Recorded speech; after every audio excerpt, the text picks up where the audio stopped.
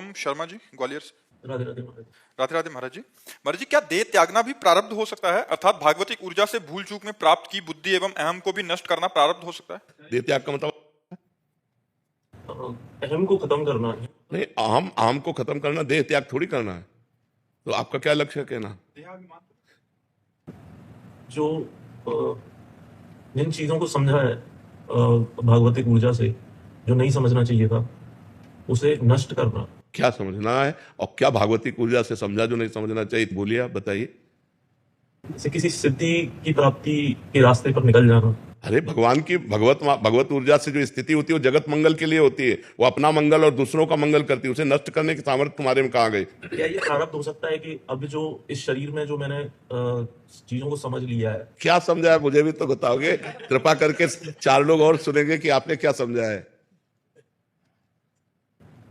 जैसे महाराज जी, कि सब कुछ लीला है, कि कुछ भी लीला के परे नहीं है। हाँ। जो मैं हूं वही यहाँ पे है। हाँ। तो मैं जब दुख दे रहा हूं या मुझे दुख मिल रहा है जी। नहीं, दुख मिल किसको रहा है? जब इतनी ऊंची बात करे तो दुख की संज्ञा किसको है? आत्मा तो नैनम चिंदन्ति शस्त्राणि नैनम दाति पावका न चैनम क्लेदेन त्यापो न शोष्यति मारुता। अग्नेयास्त्र में सामर्थ्य नहीं कि जला सके, वायुआस्त्र में सामर्थ्य नहीं कि उड़ा सके, वरुणास्त्र में सामर्थ्य नहीं कि उसे भिगो सके, तो दुख कैसे स्पर्श कर सकता है? दुख है क्या? भ्रम। किसको? किसी को दुख नहीं। दुख भ्रमात्मक पुरुष को होता है। जब ये ज्ञान हो गया कि जो मैं हूं वही तुम हो और वही सारा जगत है, तो फिर दुख कहां है? विचार करके देखो, कहां दुख है? आप कहते हो मैं उस विचार को नष्ट कर दूं, किसको? कौन सी स्थिति है? लेकिन उसके रास्ते में, जैसे आप बताते हैं कि जब भगवत प्राप्ति के रास्ते पर जब चलते हैं तो संसार के दुखियाले की जब ये अनुभव, सुनो, अभी तुम बच्चा हो, जब ये अनुभव हो जाएगा कि जो मैं हूं वही तुम हो, वही सारा जगत है, तो जड़ चैतन्य सब कुछ भगवत स्वरूप है। अब रास्ता कहां रह गया? वो तो पहुंचा हुआ पुरुष है। लेकिन उसके बाद अगर लेकिन लगता है, देखो, लेकिन लगता है तो बच्चा, केवल तुम बुद्धि से बात कर रहे हो, स्थिति पाई भर की नहीं है। स्थिति के अंतर्गत जब बात आती है तब ये नहीं होता है। अभी उस स्थिति को प्राप्त करने की चेष्टा की जाए तो फिर बात की जाए। उस स्थिति को प्राप्त करने की चेष्टा करना चाहते हो क्या? तुम तो नष्ट करने की बात करते हो। वैसे नाम जप करो, भगवान का नाम जप करो और गंदी बातों से बचो। हमारी प्रार्थना, गंदे आचरण जो होते हैं उनका त्याग करो और भगवान का नाम जप करो, सब ठीक हो जाएगा, सब ठीक हो जाएगा। नाम जप में बहुत सामर्थ्य है। नाम जप में जो बैठ गया वो सब जीत गया। हम कोई ऐसा प्रारब्ध हो सकता है जो नाम जप से और ध्यान से ना कटे, तो उसके लिए कुछ और चीजें की जाए? तो ऐसा प्रारब्ध नहीं होता कोई भी। इतना नाम जप कर जाए, हर प्रारब्ध नष्ट हो जाएगा, हर प्रारब्ध नष्ट हो जाएगा। जैसे हम तुम्हारे सामने बैठे, हमारी दोनों किडनी फेल हैं, थोड़ी देर बाद अभी डायलिसिस में जाएंगे। प्रारब्ध है, हम नष्ट करना नहीं चाहते, हम उसे भोगना चाहते हैं। अपने भजन से भगवान की प्राप्ति करना चाहते हैं। हमें प्रभु के विधान को देखना है। हमें अपने जप तप के द्वारा प्रभु के विधान को थोड़ी बदलना है। उसी विधान को, यदि अच्छा लाभ संतुष्ट हो, जैसी परिस्थिति भगवान दे रहे हैं उसमें मैं संतुष्ट हूं। काहू सो कछु न चाहूंगा, न भगवान से न किसी जीव से, शांत एकदम। और जो बाधाएं आती हैं वो भजन के द्वारा इतना ज्ञान होता है कि उनका निवारण भी होता है। जो बाधाओं में फंसता कौन है? अज्ञानी। अगर भजन करोगे तो इतना ज्ञान आएगा। पहले भजन तो करो डट के, तो अपने आप तुम्हारे अंदर शुद्ध ज्ञान आ जाएगा। ये तर्क वितर्क शांत हो जाएगा और ठीक रास्ता अपने आप प्रकाशित हो जाएगा। नाम बहुत बड़ी सामर्थ्य है बच्चा। नाम में भगवान को अधीन करने की सामर्थ्य है। सुमिर पवन सुत पावन नामू, अपने बस करी राखे रामू। भगवान को भी अधीन कर ले, ऐसे नाम में जप में महिमा है। तो प्रारब्ध क्या चीज है? प्रारब्ध पूर्व का किया हुआ पाप कर्म या पुण्य कर्म। प्रारब्ध वही बनता है आकर। प्रारब्ध कोई देवता थोड़ी, हमारा किया हुआ पीछे का कर्म ही प्रारब्ध बनता है आकर के। तो अगर हम नवीन कर्म भजन डट के करेंगे तो प्रारब्ध को परास्त कर देंगे पीछे वाले को। अब यह है कि पीछे वाला है 500 ग्राम और आपका भजन है 50 ग्राम, तो कुछ होने वाला नहीं। आपका भजन जब 500 से ऊपर चले तब वो दबेगा जा करके। तो प्रारब्ध के अनुसार जब भजन उस कोटि का हो तो प्रारब्ध नष्ट हो जाए। अपने लोगों को भजन चुन्न पुण्य है और प्रारब्ध पहाड़ की तरह वो दबाए डाल रहा है। तो माला चलाते हुए भी उसको कष्ट हो रहा है, वो चिंता हो रही है, उसको शोक हो रहा है, क्योंकि प्रारब्ध बहुत प्रबल है। तभी तो कहते बहुत होश में रहना चाहिए। हम अनजाने में बहुत से पाप कर लेते हैं। अरे जो मुर्गा मुर्गी मछली बकरा बकरी ये सब खा रहे हैं, ये पाप नहीं है क्या? उस जीव के हित। अब वो जब आएगा तब आप सुधर चुके होगे, माना आप सुधर गए कि हमने सब छोड़ दिया, लेकिन पीछे जो किया है वो पीछा थोड़ी छोड़ेगा। वो आपको गिराने की कोशिश करेगा, तो अब डट के भजन करो तो वो तुम्हें नहीं गिरा पाएगा। भजन के द्वारा ये सब बात बनेगी बच्चा, भजन नहीं तो कुछ नहीं। ये ज्ञान विज्ञान माया के आगे काम नहीं करता।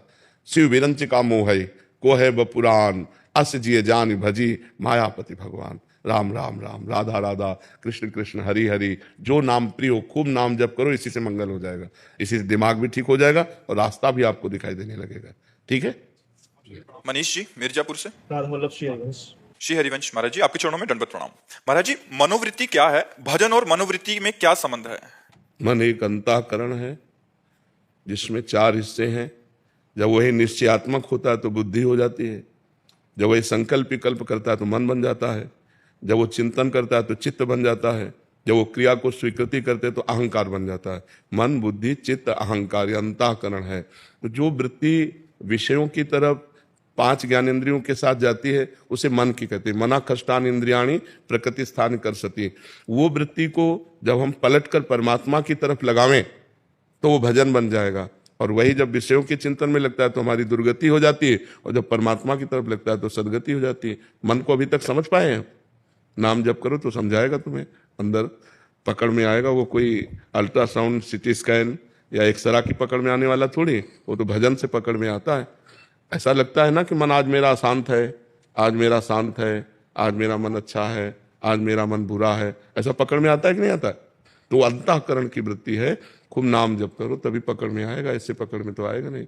न प्रवचन सुनने से पकड़ में आएगा, न प्रवचन करने से पकड़ में आएगा, भजन करने से पकड़ में आएगा। सा वही मना कृष्ण पदार विंदयो। भजन बल से जब मन भगवान के चरणों में अर्पित हो जाता है तभी आनंद की अनुभूति होती है। नाम जप करो। नाम जप करते हो? हाँ, नाम जप करो और गंदे आचरण मत करो। जो गंदे आचरण, जानते हो गंदे आचरण? हाँ, वो गंदे आचरण मत करो, तो फिर धीरे धीरे मन पवित्र होगा तो अपने आप अनुभव में आने लगेगा। खुशबू जी। राधे राधे महाराज जी। महाराज जी, क्या आत्मज्ञान की प्राप्ति के बाद जीव को भ्रम या मोह आ सकता है क्या पारिवारिक जनों में? नहीं, स्वात्मा रामम विषय में तृष्णा भ्रमयति। आत्मा राम पुरुष कभी विषय में तृष्णा में भ्रमित नहीं होते। मोह उनको हो ही नहीं सकता, क्योंकि गत संगस्य मुक्तस्य ज्ञानावस्थित चेतसः, जो समस्त संगों का त्याग कर चुका है, क्रियाओं का, पदार्थों का, घटना का, व्यक्ति का, वस्तुओं का जो ममत्व हृदय में लगाव है उसका जो त्याग कर चुका है, वो मुक्त पुरुष निरंतर ज्ञानावस्थित चेतसा अपने स्वरूप में स्थित रहता है। वो कभी मोह को प्राप्त नहीं होता। गत संगस्य मुक्तस्य ज्ञानावस्थित चेतसा, जिसको हर समय अपने स्वरूप का बोध रहता है वो कभी कहीं किसी में आसक्त नहीं हो सकता। नहीं, स्वात्मा रामम विषय मृग तृष्णा भ्रमयति। आत्मा राम पुरुष इस विषय मृग तृष्णा में कभी भ्रमित नहीं होता। उसको आत्मा के सिवा दूसरा नजर ही नहीं आता, तो मोह किससे करे? जैसे भक्त भगवान के सिवा और किसी को नहीं देखता, ऐसे ज्ञानी आत्मस्वरूप के सिवा किसी को नहीं देखता। किसका प्रश्न है? समझ पा रहे हो? हाँ, तो अभी ज्ञान का मार्ग अपनाए कहाँ है? ज्ञान हो जाएगा तब पता चलेगा। गुरु किरण जी लखनऊ से। राधे राधे महाराज जी। महाराज जी, भक्ति मार्ग एवं ज्ञान मार्ग को क्या साथ लेकर जाया जा सकता है? थोड़ी दूर तक, थोड़ी दूर तक, सिद्धांतों तक। जहां लक्ष्य की बात आएगी वहां अंतर पड़ जाएगा। ज्ञान का लक्ष्य है अहम ब्रह्मास्मि, ब्रह्म स्वरूप हूं मैं, तत्वमसि, तत्वम असि, ज्ञान का लक्ष्य है। और भक्ति का लक्ष्य दासोहम, दास दासोहम, मैं प्रभु का दास हूं, मैं प्रभु के दासों का दास हूं। प्रभु मेरे स्वामी है, मैं उनके चलाए चल रहा हूं, मैं उनके जियाए जी रहा हूं, मैं उनके बल से हूं। और ज्ञानी आत्मस्वरूप, सब कुछ ये माया का दर्शन करके कि ये सब मायामय है, त्रिगुणमयी माया का खेल है, वो त्रिगुणातीत अपने स्वरूप में स्थित रहता है। तो भक्ति और ज्ञान मार्ग का पथिक थोड़ी दूर तक चल सकता है, सिद्धांत तक, लेकिन लक्ष्य तक नहीं। लक्ष्य में अलग हो जाता है। वो सोहम, ये दासोहम, इतना अंतर हो जाता है। ब्रह्मचारी विज्ञान चैतन्य जी, रामकृष्ण मिश्र। महाराज जी, जब भगवान के दर्शन होते हैं तब इन्हीं आंखों से होते हैं या भगवत कृपा करके दिव्य दृष्टि देते हैं, जैसे कृष्ण जी ने अर्जुन जी को दिए? ज्ञान का आत्मस्वरूप का साक्षात्कार करने के लिए जैसे बुद्धि में नेत्र होते हैं, ऐसे भगवत साक्षात्कार करने के लिए मानस नेत्र होते हैं। उर के नयन निहार, जब हृदय में प्रेम नेत्र खुलते हैं तब भगवत साक्षात्कार होता है। और जब भगवत साक्षात्कार होता है तो वो नेत्र इन्हीं में खुलते हैं, देख तो इन्हीं से पाते हैं ना।